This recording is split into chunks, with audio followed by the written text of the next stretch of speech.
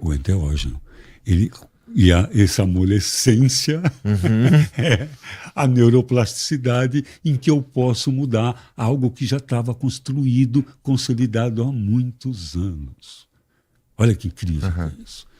E isso é feito com auxílio, e o mérito, o herói da cura é o dono da doença, ou aquele que alojava a doença, que também não é o dono da doença. Ele é o dono da saúde, da doença não. Então é a própria pessoa. E isso é muito bonito, muito, eu diria assim, romântico, e tira das costas do terapeuta essa pseudo e equivocada responsabilidade que é ele que vai curar o outro. Que não é isso que acontece. E que existe a possibilidade de cura, como eu brinquei, né? Que o psiquiatra, para falar cura, ele precisa ir para o forno. Porque essa palavra é quase que proibida, ele passa a testemunhar e ver. Eu, por conta do meu jeito de ser, eu sempre tive, desde muito antes de conhecer essas substâncias, eu tive como lema, quando o paciente chegava no meu consultório, eu dizia para ele o seguinte: olha, a minha função aqui é fazer com que você se livre de mim o mais rápido possível. Não vamos ficar cozinhando galo aqui, não. Tá? E vou te dar condições. Com essas substâncias, isso ficou muito rápido. Microdose, rapidamente sai, vai embora, está alta. Isso não é interessante. Porque você entende, por exemplo, que o consultório de um psiquiatra, de um psicoterapeuta, de um neurologista, ele enche rápido, porque o paciente é recorrente. Porque ele usa, principalmente o psiquiatra e o neurologista, ele vai usar drogas que outros médicos não gostam de mexer com aquilo, porque aquilo dá muito efeito colateral. Então ele tem que buscar a sua droga no seu traficante, que paga, que é o seu médico. Que é, claro que eu estou colocando isso com ironia, porque isso curou, salvou tanta gente, né? Mas isso fica recorrente, o cara ele acredita que nunca mais pode viver sem aquela medicação. E muitas vezes a ciência até então dizia isso, e até diz isso algumas vezes, que tem que tomar, que diabetes não tem cura, que esquizofrenia não tem cura, e que tem que tomar o remédio. Então ele tem que voltar ao médico. Então, se ele tem uma carteira de paciente X, o consultório dele vive lotado. E essas substâncias vêm para romper, inclusive, é disruptivo, inclusive, com essa reserva de mercado. Porque a ideia é o paciente, principalmente com microdose, aprender como é que ele faz isso, e ele pode fazer. E ele pode, inclusive, assim, criar, que não é criar e nem plantar, é cultivar, porque não é nem animal e nem planta, é fungo. Né? E cultivar o seu medicamento na sua própria casa. E não depender nada de ninguém. E Wilson, quem foi o ser humano mais jovem que você viu passando por esse tratamento? Olha, a gente tem, assim, falta muito estudo para crianças. Tá? Por conta, a gente tem sempre uma precaução, porque o cérebro ainda está em formação e essa substância vai lá, trabalha com neuroplasticidade, com neurogênese. Será que isso pode modificar alguma coisa?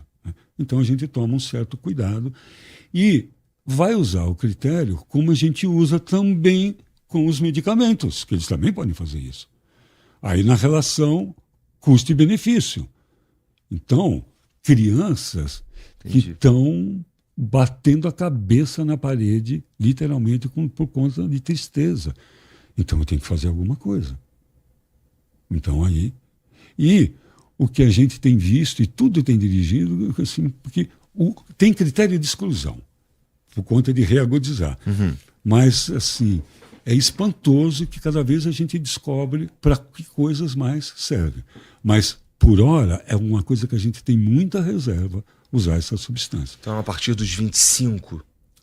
É isso que eu estou falando, depende da necessidade. Entendi. Depende da necessidade. Então, por exemplo, na época da ayahuasca, eu era uma das pessoas que, assim, defendia a ideia de que a gente não deveria dar para a criança aquilo. Por que vai dar para a criança aquilo? Será que a criança tem as ferramentas necessárias para tirar o melhor proveito possível? Não. Talvez não. Não tem, É. não tem. E também, qual o propósito? Né? Para ele rezar, para ele falar com Deus. Pô, a criança já tem o Deus nas coisas. A relação dele já é uma oração da criança. Então, eu advogava que os pais deveriam trazer as crianças, tanto que quando eu liderei um grupo, tinha uma casa para as crianças. Um dos adultos ficava de plantão, você não vai beber o chá, tu vai cuidar agora dos nossos filhos. E isso é um rodízio, porque eles têm que vir para cá, porque começou a acontecer que assim eu comecei a chamar dos órfãos ayahuasqueiros, porque o pai e a mãe trabalhavam a semana inteira, chegavam no fim de semana, iam para o sítio, trabalhar, beber o chá, e os filhos ficavam em casa sozinhos de novo. E começou a dar problema. Falei, ó, é isso aí. Então, vamos trazer as crianças para ela ver o que os pais estão fazendo, e que rezar é uma coisa divertida, é cheio de brincadeira e tal, mas não tem que dar o chá para as crianças. No dia das crianças, fazia a sessão para as crianças, era uma coisa simbólica, plantava uma gota e tudo, imitava. Porém, uma das coisas que eu acredito mais legais que eu já fiz na minha vida foi com adolescentes, que eu assisti aquele filme Sociedade dos Poetas Mortos. Cara, aquilo pirou a minha cabeça.